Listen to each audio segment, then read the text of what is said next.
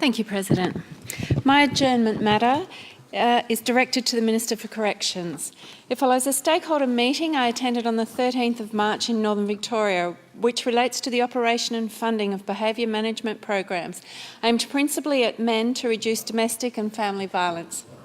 These programs are extremely important in terms of prevention and intervention and community safety more broadly, particularly in the area of individual case management for perpetrators in trying to break their behavioural cycle and for victims as they seek to recover from their experiences.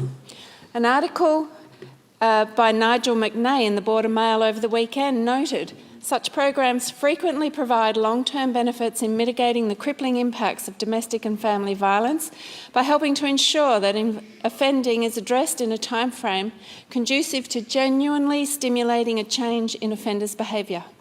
However, a series of difficulties are increasingly compromising the provision of these services.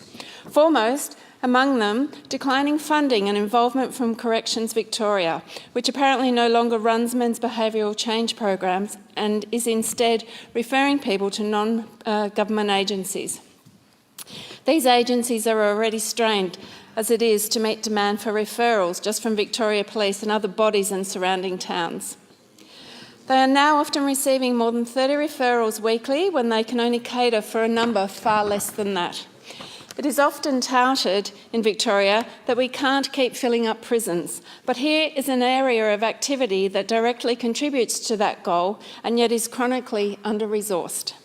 Most critically, that it is being seen in a dramatically reduced capacity for early intervention, and worse still, an increased prospect of reoffending as a major response action is being completely missed in many cases. Let alone that many skilled professionals in this field are now forced to spend more time on administration than frontline service delivery.